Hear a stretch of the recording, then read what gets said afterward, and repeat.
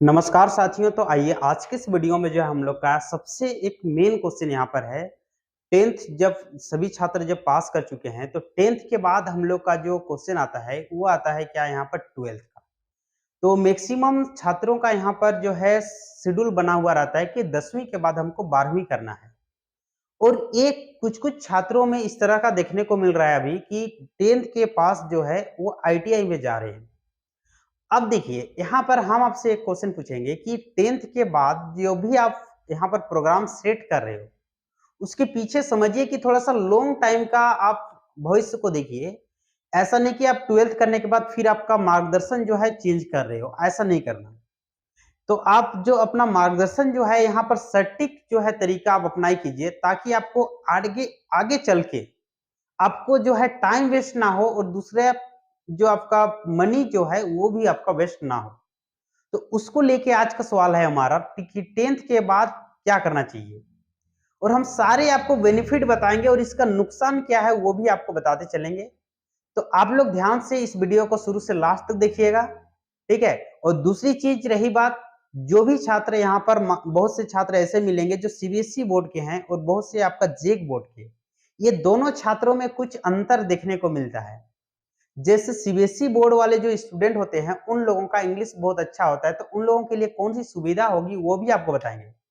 दूसरी चीज, जेक बोर्ड के जो छात्र होते हैं, कुछ छात्रों की क्या होती है कि इंग्लिश में थोड़ा सा दिक्कत आती है, तो उन लोगों के लिए कौन बेहतर है, ये सारे चीज इस वीडियो में आप लोग को बताने वाले हैं। तो जो जेक बोर्ड में है और नंबर 10th में जो कम लेके आए हैं, वे छात्र इस वीडियो को जरूर से जरूर देखें ताकि आने वाले समय में आप कम नंबर लाए हो और इंग्लिश यदि आपका वीक है तब भी आप जो है बहुत अच्छे यहाँ पर आप कर सकते हो, यदि आपका मार्गदर्शन एक सही तरीके से आपका किया जाए। तो आप लोग खुद डिसाइड करोगे कि हमको क्या करना चाहिए सर। तो देखिए, सबसे पहले यहाँ पर सवाल उठती है कि 10th के बाद हमको 12th करना चाहिए या आईटीआई करना चाहिए। ये दो हमारा सवाल है। सबसे पहला एक 12th का और दूसरा क्या, आईटीआई। इसमें से कौन सा बेहतर है, और 12th करेंगे तो उसमें क्या क्या ट्रेड आते हैं या कौन कौन सा उसमें कोर्स आते हैं 12th में, वो सारी चीजों को आप लोग को यहाँ पर जानना अनिवार्य है। तो चलिए आप लोग वीडियो को जो है लास्ट तक ध्यान से देखिएगा ताकि आपको ये बहुत ही इंपॉर्टेंट है, क्योंकि अभी के समय में जो है ना बेरोजगारी इतनी ज्यादा है कि आपको हर एक कदम जो है आपको फूंक फूंक के रखना पड़ेगा। तो इसीलिए इस वीडियो को लास्ट तक आप लोग देखिए। तो चलिए, सबसे पहले हम लोग यहाँ पर बात करेंगे कि 10th के बाद यहाँ पर 2 डिग्री आप ले सकते हो, या तो आप 12th कर सकते हो या आप आईटीआई कर सकते हो। इसके अलावा भी आपका मेडिकल क्षेत्र में जो है एक छोटा सा कोर्स उसमें कराया जाता है, ड्रेसर, ठीक है। तो अगर आप मेडिकल क्षेत्र का नहीं बता रहे हैं सर, तो मेडिकल क्षेत्र में एक ही कोर्स होता है 10th के बाद और वो है आपका ड्रेसर। तो उसमें भी आप लोग जा सकते हैं। तो देखिए, यहाँ पर सबसे बड़ी यहाँ पर चीज है कि यहाँ पर आईटीआई और एक टेक्निकल जो क्षेत्र जो देख रहे हो वो है आपका आईटीआई, और दूसरा आपका क्या है 12th। तो चलिए, 12th में अगर हमको करना है तो 12th में क्या क्या होता है और आईटीआई में क्या होता है, ये सबको हम लोग सबसे पहले देखते हैं। तो देखिए, आगे चलते हैं थोड़ा सा हम लोग। देखिए, यदि आप मान लेते हैं यहाँ पर 12th करने जा रहे हैं तो 12th में सबसे बड़ी बात है, यहाँ पर 12th में जो होती है ये आपका 3 गो उसमें कोर्स आपको देखने को मिलता है, एक आर्ट्स, कॉमर्स और एक आपका साइंस, ये 3 कोर्स। अब 12th हम कर क्यों रहे हैं वो भी तो आपको जानना अनिवार्य है। तो चलिए, तो सबसे पहले ये 12th में आपका यहाँ पर 3 कैटेगरी आपको डिवाइड हो जाती है, ठीक है। तो इसका बेनिफिट आपको आगे चल के बताएंगे कि 12th करोगे तो आपको क्या बेनिफिट मिलने वाला है। कोई भी काम करते हैं ना कोई भी, तो उसमें लोगों को बेनिफिट चाहिए होता है, ठीक है। तो यहाँ पर 12th में यहाँ 3 कैटेगरी डिवाइड हो गया। अब हम ये सब में से कौन सा लेंगे वो डिसाइड करना है आपको, और आपकी जो है टैलेंट, आप किस तरह से आप पढ़ाई करना चाहते हो, किस में आप अच्छे हो, ये आपके ऊपर निर्भर करता है। या आपका कोई एम है कि हमको कुछ इस तरह का बनना है, यदि आपका एम है, डिसाइड किए हो, तो उस हिसाब से आप टारगेट को अपना तैयार कर सकते हो। दूसरी चीज यहाँ पर आइए, ये तो 12th में यहाँ पर 3 गो डिपार्टमेंट, लेकिन आईटीआई में यदि जाओगे ना तो यहाँ पर डिपार्टमेंट बहुत सारा है। आईटीआई में फिटर हो गया, electrician, electronic mechanic, welder, machinist, COPA, surveyor, जो आपका सर्वेयर उसको कहते हैं जो आपका अमीन वाला जो काम होता है उस तरह का होता है। फिर अभी जो हाल में एक टेक्नोलॉजी आया, ड्रोन टेक्नोलॉजी, जो ड्रोन जो चलाते हैं ना, वो एक आपका आईटीआई में नया ट्रेड इंक्लूड किया गया है। ये तो अभी बहुत कम लिखे हैं यहाँ पर। इसके अलावा बहुत सारे आईटीआई में ट्रेड है जहां पर आपको रोजगार का स्रोत आपको देती है सरकार। यानी सरकार के द्वारा बहुत सारे ट्रेड यहाँ पर आपका स्किल काम को आपको सिखाया जाता है ताकि आप बेरोजगार नहीं रहे। इसीलिए तो सर बोलोगे हमको रोजगार सिखा रहा है लेकिन इसमें नौकरी कहाँ दे रहा है? बात समझिए यहाँ पर पहले। आप देखिए, आप आर्ट्स ले लिए और 12th में, कॉमर्स ले लियो, साइंस ले लियो, तो आपको फॉर्म, सिर्फ आपको जो है एग्जाम फॉर्म फिल करने के लिए कुछ कुछ आपको यहाँ से आपको ऑप्शन मिलते हैं, यहाँ से भी मिलते हैं, आईटीआई से भी। और आईटीआई में एजुकेशन के क्षेत्र में जो देख रहे हो वहां भी बहुत सारे यहाँ पर आपका जो है आपका छूट मिलता है। एजुकेशन बोल रहे हैं, जैसे कि आपका वैकेंसी हो गया, जैसे अग्निवीर में 30% तक का यहाँ पर आपको उसमें छूट आपको मिलती है। छूट करने का मतलब वहां पर 30% जो देख रहे हो वहां पर आपको ग्रेस मार्किंग किया जाता है। तो इस तरह का कंडीशन है कि इसमें आईटीआई में। तो यहाँ तो बहुत ही कम ट्रेड लिखे हैं, जो फेमस ट्रेड है उस सबको लिखे हैं। इसके अलावा भी बहुत सारे इसमें आपको ट्रेड देखने को मिलेगा। कारपेंटर हो गया, प्लम्बर हो गया, इस तरह से बहुत सारे, सेविंग मशीन का हो गया। तो बहुत सारे आईटीआई में आपको ट्रेड देखने को मिलेगा। यहाँ पर क्या होती है आईटीआई में, आपको पढ़ाई के साथ डिग्री, डिग्री के साथ आपको स्किल काम को सिखाया जाता है। लेकिन यहाँ पर आपको स्किल नहीं सीख पाओगे। तो सर आप बोलोगे कि आप तो हमको आईटीआई की ओर जो है ला रहे हो। ऐसा बात नहीं, आपको हम समझा रहे हैं कि आप दोनों में क्या डिफरेंसेस है। दूसरी चीज अगर हम देखेंगे इसके बाद की कहानी, तो चलिए हम लोग वैकेंसी देखते हैं। सभी कोई चाहता है कि नौकरी, ठीक है, कि किसकी वैकेंसी ज्यादा आती है, किसमें कौन सा वैकेंसी आता है, वो सबको भी हम लोग को देखना पड़ता है और उस हिसाब से हम टारगेट जो है सेट करते हैं। तो चलिए हम लोग देखते हैं कि 10th के बाद क्या क्या वैकेंसी आता है ताकि आपको पता चल जाए। देखिए, 10th के बाद जो हमारे देश में जो वैकेंसी देखने को मिलता है वो है ये सब जो आपको स्क्रीन पे दिखा रहे हैं। ये सब आपको 10th क्लास के बाद जो है वैकेंसी देखने को मिलेगी। तो सबसे पहला जो यहाँ पर देख रहे हो, एसएससी जो वैकेंसी निकालती है 10th लेवल का, वो है आपका एमटीएस, मल्टीटास्किंग स्टाफ, यानी एमटीएस। एसएससी में जो 10th लेवल का जो वैकेंसी निकलता है वो है आपका क्या, एमटीएस। और ये आप 10th पास करके भी इस फॉर्म को अप्लाई कर सकते हो। उसके बाद अग्निवीर, अग्निवीर अभी आपका हुआ है, इसमें आपका तीनों कैटेगरी आता है। आर्मी निकालता है अग्निवीर में, ठीक है, फिर आपका एयरफोर्स और एक है आपका एनडीए। ये भी आप लोग जो है ये इसमें एमआर आता है, इसमें भी एमआर आता है जो 10th लेवल का है। ये 12th लेवल में भी ये आपको देखने को मिलेगा, एयरफोर्स और एनडीए का। तो आर्मी जो है आपका 10th लेवल, ठीक है, यहाँ भी आपका 10th लेवल का आपको वैकेंसी कुछ कुछ देखने को मिलेगा आर्मी, एयरफोर्स और एनडीए में। अब देखिए नेक्स्ट आते हैं हम लोग, अब हमारा एसएससी जीडी रहा। एसएससी जीडी का तो इसके लिए तो आपको पता है कि जिसका फिजिकल अच्छा है और हाइट अच्छा है वही छात्र इस फॉर्म को अप्लाई कर सकते हो।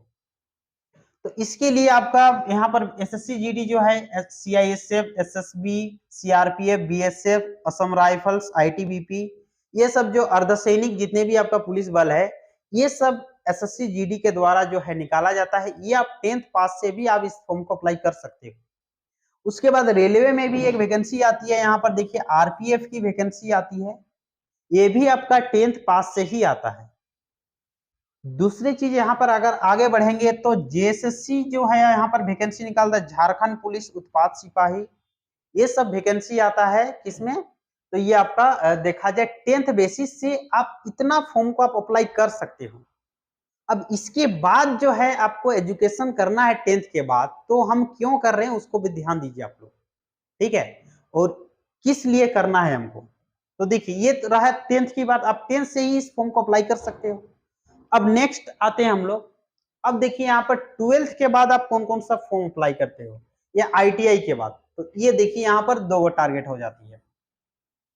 12th के बाद यहाँ पर यदि हम देख रहे हैं और इधर आईटीआई के बाद, तो सबसे पहले 12th के बाद आइए। तो 12th के बाद, 10th के बाद जिस तरह से एसएससी में हम एमटीएस देखे थे, उसी तरह 12th के बाद सीएचएसएल, एसएससी सीएचएसएल, फिर एनटीपीसी जो क्लर्क कैटेगरी का जो होता है रेलवे में, क्लर्क जो टिकट कटता है, वो सब पोस्ट आपको यहाँ पर 12th लेवल का आपको एक मिलने वाला है वहां पर।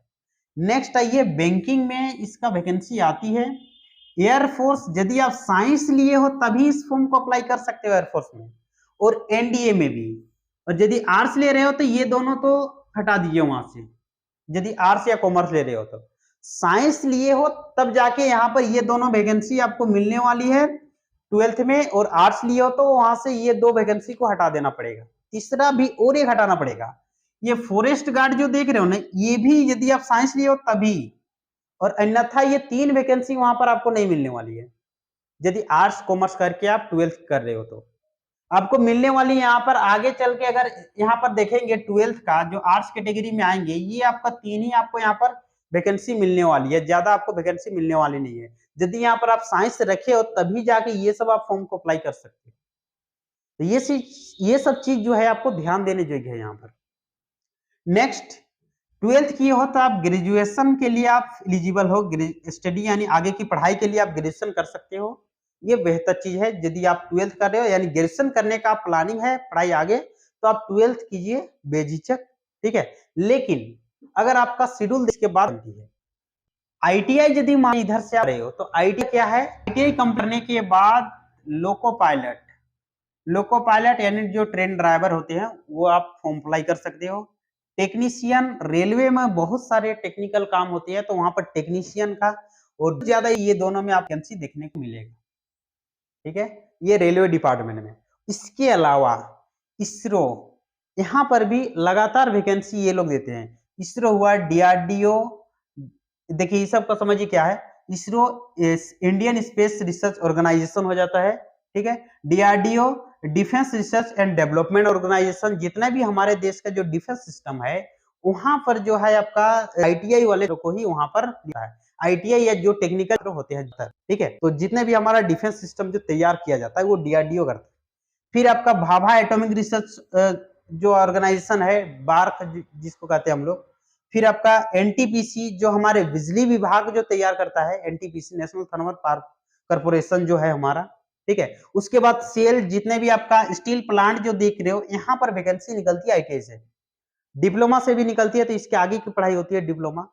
उसके बाद आप आईटीआई के बाद आप डिप्लोमा कर सकते हो। जैसे यहाँ पर 12th के बाद आप लोग को बताएंगे कौन सी पढ़ाई कर सकते हैं सर, तो 12th के बाद आप ग्रेजुएशन की पढ़ाई कर सकते हो, और आईटीआई के बाद जो है यदि आप स्टडी करना चाहते हो तो आप डिप्लोमा कर सकते हो।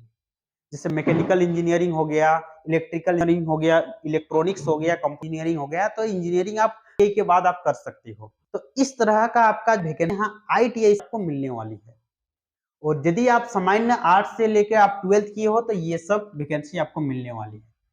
लेकिन यहाँ पर एक चीज और यहाँ बात आती है, सर हम आर्ट्स कैटेगरी से हम कर लिए हैं 12th, और उसके बाद जो है हमको ग्रेजुएशन आगे बढ़ना है या ये सब फॉर्म है तो इसको हमको फाइट करना है। देखो बाबू, आपको बता दे रहे हैं, यदि ये सब आप टारगेट कर रहे हो तो रेलवे का छोड़ के, ये जो एनटीपीसी जो देख रहे हो ना, इसको छोड़ के एसएससी, सीएचएसएल और बैंक जो देख रहे हो ना, खास करके ये हम आपको बता रहे हैं, जो जेग बोर्ड से आते हैं उन लोगों का थोड़ा सा इंग्लिश जो होता है वीक रहता है, तो ऐसे लोगों को इंग्लिश यहाँ पर जबरदस्त, ये दोनों जो वैकेंसी है यहाँ पर इंग्लिश जो है आपका बढ़िया होना चाहिए।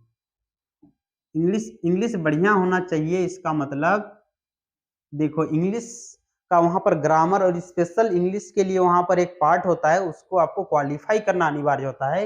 ये तीनों में, इसमें भी ये सब जो देख रहे हो इस सब में आपका इंग्लिश आवश्यक है। तो इंग्लिश यदि आपको वहां पर आप तैयारी करने के लिए रेडी हो तभी आप इधर टारगेट आप कीजिए। चलिए सर, अगर आप बोलोगे कि सर हम ग्रेजुएशन करना चाहते हैं, अब देखिए ग्रेजुएशन क्यों करना चाह रहे हो, ग्रेजुएशन के पीछे रीजन है, तो चलिए हम बताते हैं ग्रेजुएशन में क्या क्या वैकेंसी मिलने वाली है, वो भी देख लीजिए। ग्रेजुएशन यदि आप टारगेट किए हो तो आपके पास ये वैकेंसी निकल के आती है हमारे देश में, जो प्रमुख वैकेंसी है। अब देखिए ग्रेजुएशन यानी आप कर रहे हो तो आप यूपीएससी को टारगेट बना रहे हो, ठीक है। यूपीएससी में भी इंग्लिश होती है, ये करना अनिवार्य होता है, ठीक है। ये इंग्लिश एक सब्जेक्ट होती है यहाँ पर, और उसको यहाँ पर पढ़ना पड़ता है।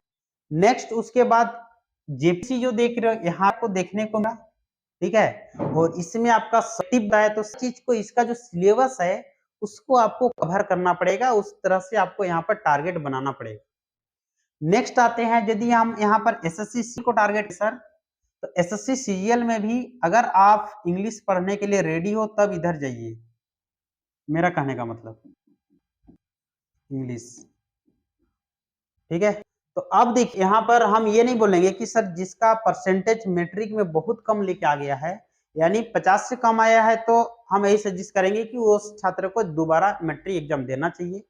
लेकिन यदि 50 से ऊपर आया है और वो आगे पढ़ना चाहता है, तो और मान लेते हैं वो टैलेंटेड है लड़का, और इस तरह का आप टारगेट चाहते हो कि इंग्लिश हम कर लेंगे सर सारा चीज, तब आप सीधे आप ग्रेजुएशन कंप्लीट कीजिए 12th करके, ठीक है। लेकिन यदि आप इंग्लिश से यदि आप मान लेते हैं हटना चाहते हो, तो आपको जो मार्गदर्शन आपको वहां पर दिख रहा है, जो आपको हम बताए हैं, उधर भी आप अपना टारगेट को सेट कर सकते हो। उसमें रेलवे में अभी तक वैसा इंग्लिश नहीं पूछा जा रहा है, इसलिए। अब नेक्स्ट आइए, अब यहाँ पर और एक फेमस वैकेंसी है, वो है आपका एसआई सब इंस्पेक्टर का वैकेंसी। ये जो देख रहे हो ये आपका दरोगा इसको कहा जाता है, दरोगा। तो दरोगा जो सब इंस्पेक्टर जो होता है, ये आरपीएफ में भी आपका सब इंस्पेक्टर देखा जा मिलता है, और दूसरा जितने भी आपका पुलिस डिपार्टमेंट है ना वहां भी आपको, लेकिन उसके लिए आपको ग्रेजुएशन कंप्लीट होना अनिवार्य है यदि आप इस चीज को टारगेट बना रहे हो एसआई को, ठीक है। तो आप लोग को हम बता दे रहे हैं कि ग्रेजुएशन के में ये सब आपको वैकेंसी मिलने वाली है, और जो ग्रेजुएशन करने का सोच विचार रखे हैं, तो आपको इंग्लिश तो छोड़ने वाली है नहीं, क्योंकि यहाँ भी आपका टारगेट यदि एसएससी सीजीएल है, तो यहाँ भी आपको इंग्लिश मिलने वाली है। और दूसरा एसआई यदि टारगेट है, तो ये स्टेट लेवल में अलग अलग कैटेगरी इसका होती है, तो उस हिसाब से आप अपने टारगेट को अचीव कर सकते हो। और देखिए इसके बाद यदि जिसको मान लेते हैं ग्रेजुएशन से आगे की कहानी में चलना है, तब आगे आप ग्रेजुएशन के बाद आपको पता ही होगा कि आप इसके बाद पोस्ट ग्रेजुएट कर सकते हो। तो पोस्ट ग्रेजुएट में देखिए यहाँ पर क्या आती है, पोस्ट ग्रेजुएट वही छात्र करने जाता है यहाँ पर जिसको टारगेट रहता है ये सब, या इसके बाद पीएचडी करने का टारगेट रहता है। तो एक प्रोफेसर लाइन यदि आप पकड़ रहे हो, तो आप पोस्ट ग्रेजुएट में आते हैं, और आपका लेक्चर, ठीक है, ये कॉलेज का जो भी प्रोफेसर होता है। ग्रेजुएशन के बाद आप बीए टीचर का लाइन यदि आपको टारगेट कर रहे हो, तो आप आराम से 12th कीजिए, 12th के बाद ग्रेजुएशन कंप्लीट कीजिए, इस तरह से आप अपना शेड्यूल को तैयार कीजिए। और यदि मान लेते हैं आपका शॉर्ट में, आप यदि मान लेते हैं स्किल कामों को सीख के आप मान लेते हैं इस क्षेत्र में आ सकते हो। यहाँ पर देखिए आईटीआई वाला जो क्षेत्र देख रहे हो, ये यहाँ पर इसमें वैकेंसी तो बहुत ज्यादा इसमें भी आपका निकलती है रेलवे में, ठीक है। और अभी एक आपका अपडेट जो आपका जिस तरह से रेलवे का अपडेट आ रहा है, जिसमें सबसे ज्यादा वैकेंसी रेलवे डिपार्टमेंट जो देती है, वो है आपका ग्रुप डी रेलवे। और ये ग्रुप डी वाला जो वैकेंसी जो देख रहे हो, रेलवे का जो ग्रुप डी होता है, इसमें भी अभी जो है आपका देखा जाए आईटीआई इसमें कंपलसरी करने का बात रही, ठीक है। अभी तक वैकेंसी नहीं आया है, इसलिए हम नहीं बता सकते, लेकिन पिछला बता गया जब निकला था उस समय कि आईटीआई इसमें मेरा कंपलसरी हुआ। आप लोग का सबसे ज्यादा देश वैकेंसी है वो ग्रुप डी की है, लाखों में आप वैकेंसी देखने मिलेगा। और यदि यहाँ आईटीआई यदि खड़ी किया, तो जितने भी आईटीआई वाला एक साथ साफ हो जाएगा, कहने का मतलब नौकरी में, ठीक है, क्योंकि आई बंदे मिलेंगे नहीं, ऐसा भी कंडीशन बनने चांस है। और टेक्निकल क्षेत्र जिस तरीके से